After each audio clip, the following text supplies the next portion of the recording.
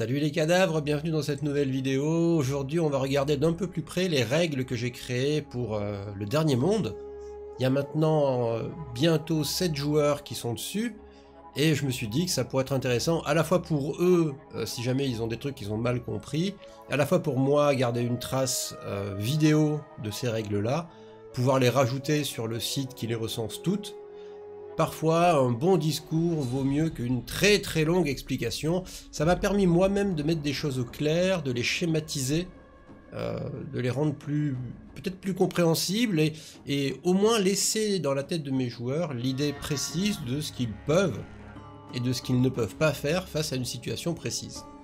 Et comme en ce moment, avec... je sais pas si vous avez suivi j'allais dire mini scandale, mais non, c'est un vrai scandale qui se produit avec OneD&D, la dématérialisation des règles, les microtransactions qui rentrent dans le jeu de rôle, les supposées prochaines attaques en justice de tous les gens qui ne s'enregistrent pas, tous les créateurs de contenu Donjons et Dragons qui ne s'enregistrent pas, enfin... je pense qu'ils ont dû engager quelqu'un qui travaillait avant chez Games Workshop qui leur a dit « Hey, vous allez voir, on va prendre tout ce qui est dégueulasse dans l'industrie du jeu vidéo et on va le coller sur l'industrie du jeu de rôle, histoire de faire beaucoup de pognon. » Bah, pour le coup, je suis très content de ne pas avoir misé sur Donjons et Dragons, même si la licence est clairement mythique, même si j'ai joué pendant des années et des années. Je suis parti, moi, sur le principe que j'avais des nouveaux joueurs et que Donjons et Dragons, en plus, pas en présentiel, hein, en distanciel, ça serait compliqué à acquérir, et de surcroît, j'ai jamais aimé me sentir prisonnier par des règles que j'ai pas écrites. Jouer à Donjons et Dragons, c'est accepter de jouer avec ce que quelqu'un d'autre a pensé pour votre monde. Les sortilèges qu'il a créés, les objets qu'il a créés, les monstres qu'il a créés, et si l'objectif finalement c'est de tout refaire pour tout mettre à votre botte, ben autant tout faire soi-même, autant créer les monstres soi-même et créer les règles soi-même. On est maintenant à plusieurs mois, voire même plus d'un an et demi de jeu là-dessus. Les règles ont changé, elles ont beaucoup évolué au fil du temps, à mesure qu'on les utilisait, que je voyais des choses complètement inutiles ou bien trop compliquées pour ce qu'elles devaient être. Et on est arrivé quand même à une version des règles qui me semble stable et jouable. Je dis pas qu'elle est parfaite, hein, et je dis pas qu'elle va pas changer à nouveau, mais pour l'instant, elle tourne.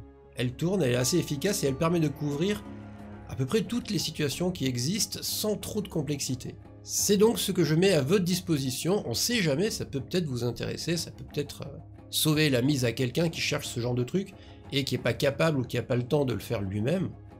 Aujourd'hui, on va couvrir le premier aspect, c'est pas le plus important mais il est quand même très dimensionnant, les déplacements. Quand j'ai commencé à jouer au jeu de rôle, la matérialisation des scènes par des figurines sur des plans était vraiment pas répandue. Il n'y avait pas...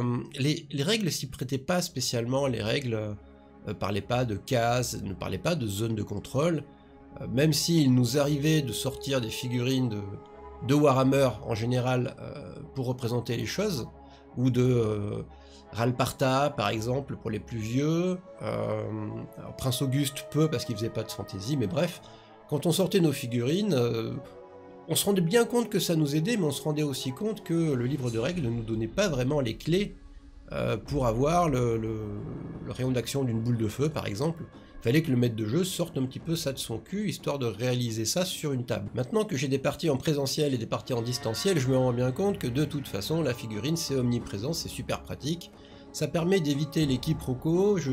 Alors, je vais pas vous raconter toutes les histoires qui ont pu m'arriver, mais je me souviens par exemple d'une partie, une scène d'action dans un monde un peu futuriste on va dire, où je mets en scène un avion et où un joueur, pour l'empêcher de décoller, saute sur le nez de l'avion. Or dans ma tête à moi, l'avion ressemblait plus à un Boeing et dans sa tête à lui c'était un petit biplan. J'avais juste pas dit la taille de l'avion. Si on avait eu une carte sous le nez, il aurait bien vu que c'était un avion de ligne gigantesque et pas un petit avion à deux places. C'est pour ça qu'il m'a paru essentiel de miser le système de combat sur un système de cases. Alors même si les cases sont convertibles en mètres, hein, je suis parti du principe qu'une case faisait 2 mètres, et j'ai fait tout un tas de recherches sur les autres jeux de rôle, mais aussi sur la réalité, pour savoir la vitesse moyenne d'un être humain et à quel moment je devenais trop délirant dans mes envies de déplacement ou trop limitant dans mes envies de déplacement des personnages et des monstres. J'ai aussi choisi depuis quelques temps de partir sur un système hexagonal qui permet des déplacements dans tous les sens et qui est infiniment plus pratique pour gérer les déplacements, mais infiniment plus complexe pour gérer le positionnement des objets en fait. Quand vous posez une table sur des hexagones, eh bien figurez-vous qu'elle va en chevaucher certains et puis pas d'autres. Il y a des hexagones qui vont être pleinement dedans, ça veut donc dire que le joueur serait sur la table, et il y a des hexagones qui vont être à moitié traversés par la table, et il faut définir une fois pour toutes si le type est en bas, ou si le type est en haut, ou si le type est à cheval, enfin voilà. Les carrés et les rectangles ont quand même leurs avantages en termes de clarté, les hexagones ont leurs avantages en termes de positionnement des figurines. Et après avoir beaucoup fait du carré, bah finalement je me suis rendu compte que, tant pis pour les décors, hein, je préfère ajuster ça moi verbalement, en disant que oui ou que non la personne est sûre ou pas un obstacle quelconque, et que mes joueurs, eux, aient des facilités à calculer leur ligne de vue, leur déplacement, ce genre de choses-là. Je joue dans un monde qui met principalement en scène des humains. Il n'y a pas d'autres races qui pourraient courir plus vite ou courir moins vite. Donc tout est globalement humain et les humains se déplacent actuellement, et à mon avis ça va rester, de 4 cases. 4 cases, ce qui correspond à 8 mètres. Ce qui est quand même une assez bonne distance. Bien évidemment, c'est une assez bonne distance à condition que la taille des pièces dans lesquelles je mets les personnages soit cohérente. Si je dis qu'on se déplace de 8 mètres dans un tour, il ne faut pas que je fasse des salles d'auberge qui font 40 mètres. Sinon, effectivement, c'est un gymnase et du coup c'est compliqué. Il faut accepter que certaines pièces seront très exiguës et que les joueurs ou leurs adversaires vont pouvoir aller d'un bout à l'autre de la pièce en un seul tour très rapidement. Ça dimensionne votre conception de l'action en fait. Vous voulez que les PNJ aient une chance de s'échapper, mais il ne faut pas situer la scène de combat dans un lieu trop exigu, sinon c'est impossible. Ils se font rattraper dès le premier tour d'action. Et si c'est ça votre objectif, il ne faut pas mettre la scène d'action dans une petite chaumière. La petite chaumière, elle est exiguë et les gens vont la traverser en claquant des doigts. Il faut situer l'action dans une grotte, dans un champ, dans ce que vous voulez, un entrepôt, mais quelque part où il est logique que des gens puissent essayer de s'enfuir face à d'autres gens qui sont à l'autre bout de la pièce. Toutefois, je ne me suis pas limité à ces 4 cases comme possibilité pour une bonne et simple raison.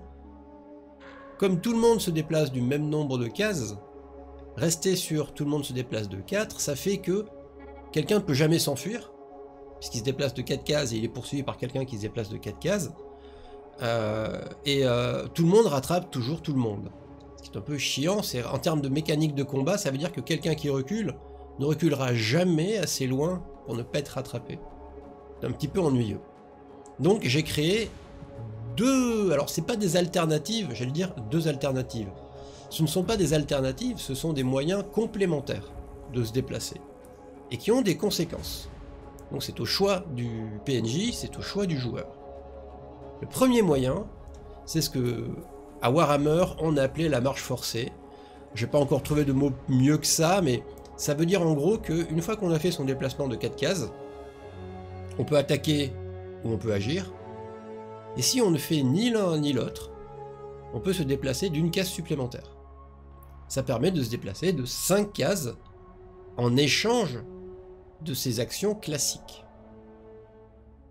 La deuxième possibilité, c'est le plongeon. Le plongeon, c'est se jeter en avant à terre. C'est vraiment, littéralement, ça porte bien son nom, hein. C'est plonger derrière un décor, plonger sur quelqu'un aussi. Ça rajoute une case de déplacement. Ce qui veut donc dire qu'on peut faire une marche forcée et un plongeon, et donc dans un même tour, on peut arriver à se déplacer de 6 cases, si on a envie. L'inconvénient du plongeon, c'est que à l'arrivée, on est au sol, on est à terre. Et à terre, c'est un état très précis dans le jeu, qui a des malus, qui donne des malus, et qui donne quelques bonus. Donc on peut volontairement choisir de plonger à terre. Quand on se fait tirer dessus par des projectiles, on est moins facile à toucher quand on est à terre que quand on est debout. Donc ça offre une protection, ça peut être volontaire. On peut plonger juste parce qu'on veut la case de déplacement qui permettrait par exemple d'atteindre un coin de décor, un obstacle, un mur et de se retrouver hors de vue. Du coup ça peut être intéressant. L'inconvénient principal d'être à terre, c'est qu'après il va falloir se relever. Et que se relever, ça vous coûte au choix soit vos actions du tour, soit votre déplacement du tour. Un des deux, c'est à vous de choisir. Donc vous pouvez vous relever et attaquer, vous pouvez vous relever et vous déplacer, mais vous ne pouvez pas faire les trois. Donc se jeter au sol, ça a un impact sur le tour suivant. Il existe une troisième option qui est très conditionnée, c'est l'utilisation d'une technique de combat, technique martiale qui s'appelle charge, qui vous donne 2 cases de déplacement supplémentaires à condition d'arriver au contact de quelqu'un et de l'attaquer. Ça veut donc dire que, par exemple, charge ne se cumule pas avec la marche forcée, puisque la marche forcée vous interdit d'attaquer. On ne peut pas charger et faire une marche forcée, et donc faire 7 cases. Tout ce qu'on peut faire, c'est 4 cases de déplacement classique, 2 cases supplémentaires d'une charge, et là, il faut attaquer le gars. Concernant la charge, vous ne pouvez bien sûr pas effectuer la marche forcée pendant, au milieu, avant ou après avoir fait votre déplacement. La raison en est très simple, vous avez vos 4 cases classiques, vous avez vos 2 cases de bonus de charge, et vous devez arriver au contact et attaquer. Si vous avez besoin de plonger pour arriver au contact, ça veut dire qu'une fois la charge terminée, vous n'êtes pas au contact. Donc vous ne pouvez pas charger. Charger, c'est 6 cases. Point. Pas de plongeon, pas de marche forcée, c'est 6 cases. Et bien sûr, à l'inverse, il existe des problèmes pour se déplacer, bien évidemment. Le problème numéro 1, c'est d'être à terre. Vous avez plongé, quelqu'un vous a renversé, bref, vous êtes au sol. Vous n'avez pas envie de vous relever parce que vous avez peur que ça vous prive de choses très importantes, donc vous allez ramper. Et quand on est au sol et qu'on cherche à se déplacer, on perd 2 cases. Ça veut dire que votre mouvement de 4 se transforme en mouvement de 2. Donc ramper, c'est pas fifou. Enfin, 2 et 2, ça fait quand même 4 mètres. Hein. Vous pouvez ramper de 4 mètres, au lieu de vous déplacer de 8. L'autre handicap, c'est l'état entravé. Alors entravé peut se produire dans pas mal de situations. Typiquement, vous avez quelque chose qui s'agrippe à vous. Vous êtes embourbé. Vous avez une énorme blessure à la jambe qui vous handicape.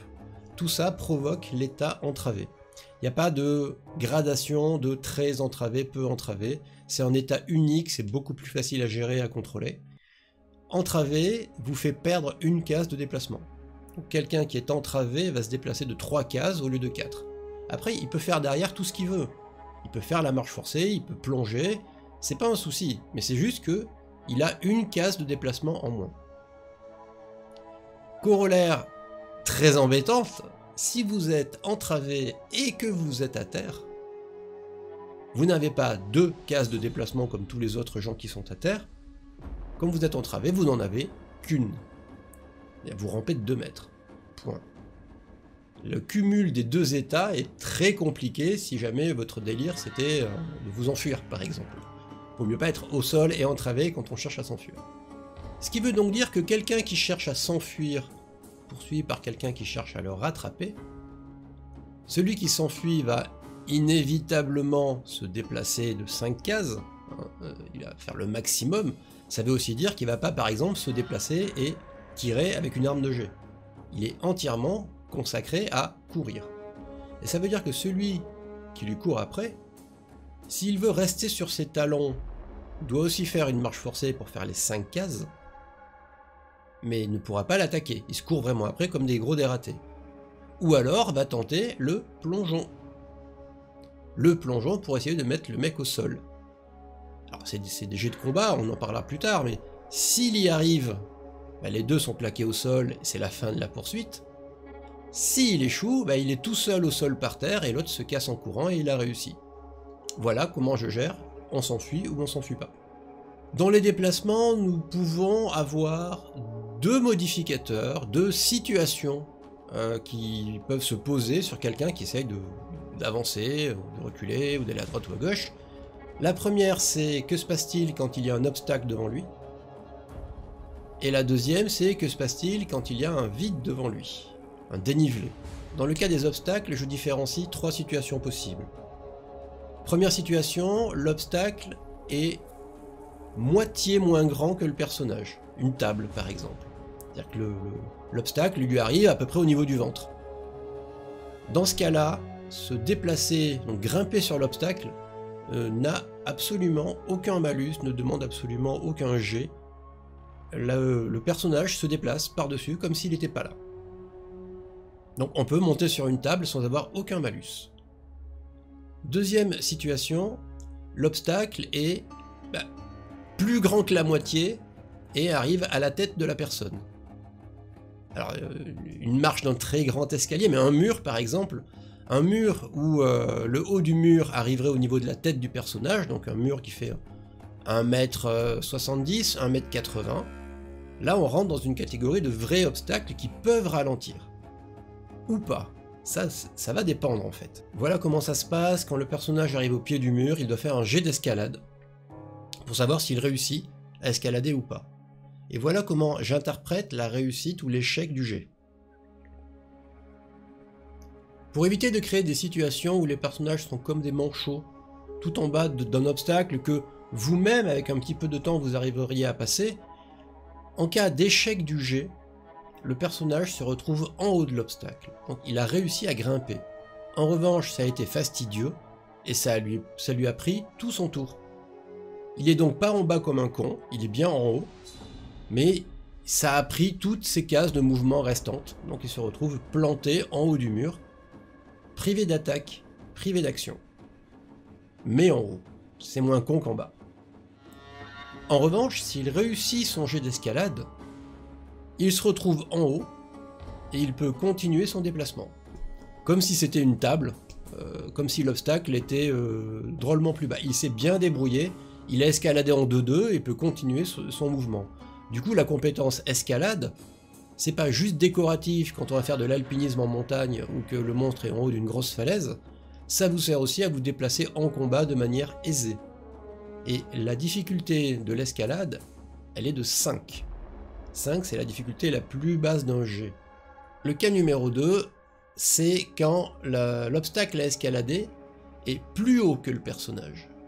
On va toujours garder un mur par exemple, mais c'est un mur qui va plus haut, on voit pas l'autre côté, il va falloir sauter, s'accrocher, faire des tractions, bref, quelque chose d'un petit peu dodu. Sur le principe, c'est la même idée.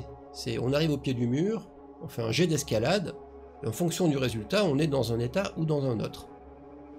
En l'occurrence, le jet d'escalade est de difficulté 10. C'est déjà plus complexe. Hein. Donc, un des 10, plus le bonus d'agilité, plus le rang d'escalade, il faut faire 10 ou au-dessus. Donc là, il faut être naturellement agile. Tu le vois, la tête du mec qui réalise que escalade, c'est sous la force, quand même. Ouais. Donc voilà, faut juste remplacer le mot agilité par le mot force. Mais c'est pas grave, hein, c'est en forgeron qu'on devient forgeron. Donc il faut être naturellement fort, pardon. J'ai marqué agilité en plus sur les dessins, c'est génial. Donc il faut être naturellement fort, mea culpa. Et faut avoir appris quand même à escalader les trucs. Et voilà comment se passe la réussite ou l'échec de ce jet d'escalade. Si vous le réussissez, vous êtes en haut, et c'est la fin de votre tour. Donc vous continuez pas votre déplacement. Ça a quand même été ardu d'escalader ça se fait pas en 2-2, ça ne s'enjambe pas en fausse burie, et après on fait une roulade, on se récupère et on continue à courir. Escalader quelque chose qui est plus grand que vous, ça prend forcément du temps. Et ça a forcément pris du temps à votre adversaire. C'est ça qui est intéressant, c'est que votre adversaire, lui, est pas en train de courir. Lui aussi, il en a chié pour escalader. Donc, réussite, vous êtes en haut. Et au tour prochain, vous pourrez agir. Échec, vous êtes en bas. Là, j'ai pas mis le « on est en haut quand même », il y a des possibilités de lâcher prise, il y a des possibilités de devoir redescendre de l'obstacle C'est un véritable échec, vous êtes vraiment coincé en bas. Le truc intéressant, si vous réussissez le jet d'escalade, c'est qu'une fois que vous êtes en haut, vous pouvez quand même agir, vous avez juste perdu votre déplacement. Ça veut dire que vous pouvez escalader ce mur, vous retrouver en haut, prendre une arme de jet et tirer sur le mec qui est en train de se barrer, par exemple. Ce qui est plutôt intéressant. Alors que si vous êtes en bas et que vous avez raté votre jet, vous êtes en bas et vous ne pouvez pas dégainer une arme de jet et tirer sur quelqu'un d'autre qui sera en vue. Vous avez dépensé tout votre tour à escalader. Vous aurez bien compris qu'il en va de même pour les sauts. Quand on est en hauteur et qu'on veut aller en bas, on doit faire un saut.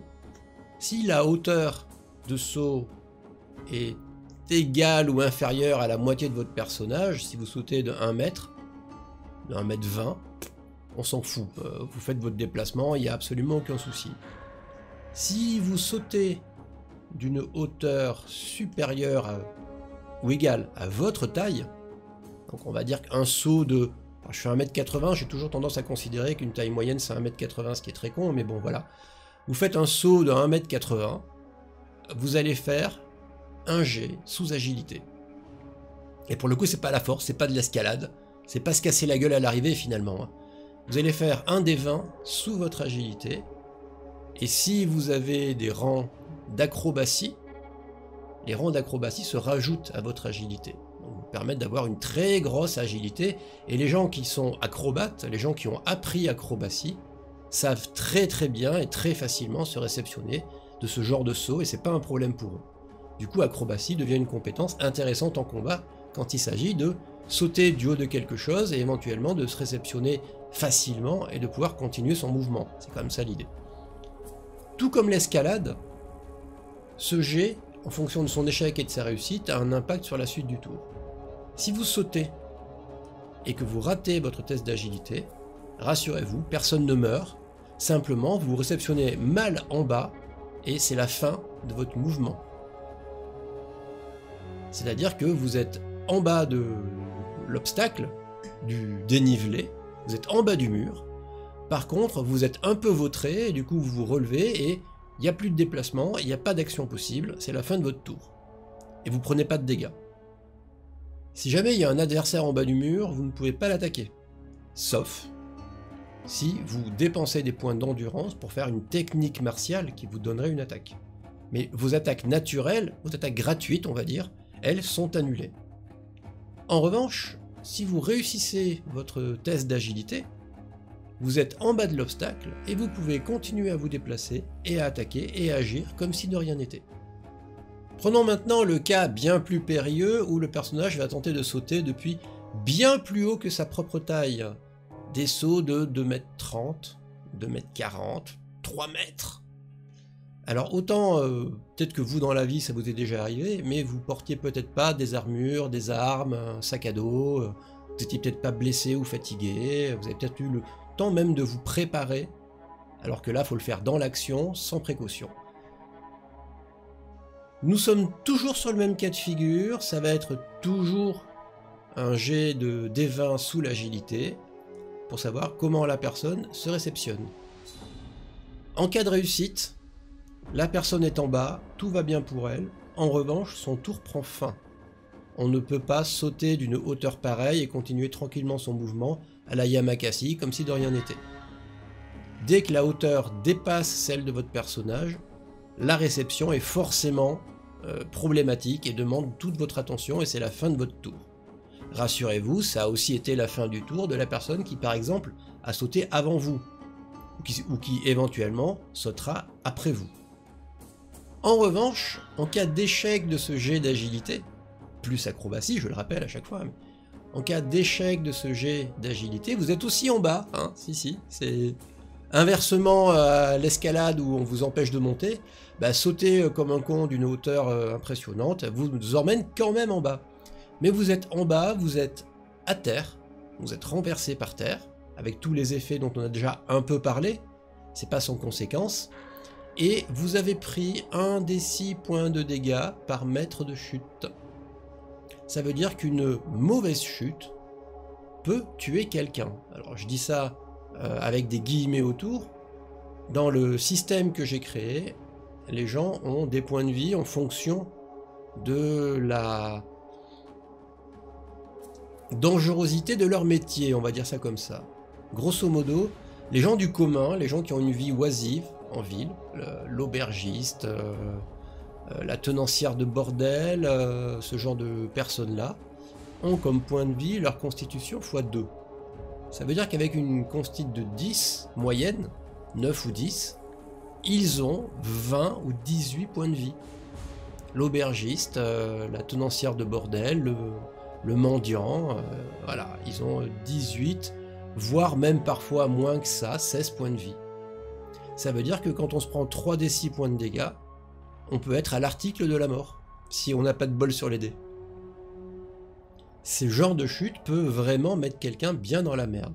Après, pour les personnes qui ont des activités aventureuses, combattantes, actives, c'est constitution x3. Donc ils ont une moyenne de 30 points de vie. Voilà, 27, 30 points de vie. Ces gens-là peuvent plus facilement se remettre de ce genre de chute problématique. Mais je dis 3d6, 3d6 c'est 3 mètres de hauteur. Un saut de 3 mètres de hauteur, si la personne n'a vraiment pas de bol, vraiment, hein, on est dans du 18 points de dégâts. Et il y a une petite particularité, c'est que si en lançant ces d6, même si j'en lance que 2, hein, je lance 2 d6, si je fais un 6 sur un des résultats, c'est blessure grave. C'est blessure handicapante, c'est entravé jusqu'à être soigné. Donc mauvaise chute, je résume, mais mauvaise chute égale jambes cassées ou cheville foulée. Si je fais un 6 sur les d6. Sinon, c'est juste des dégâts, c'est douloureux, c'est de la contusion, mais la personne va facilement s'en remettre. Je vous ai fait un petit tableau récapitulatif des déplacements et de leurs conséquences.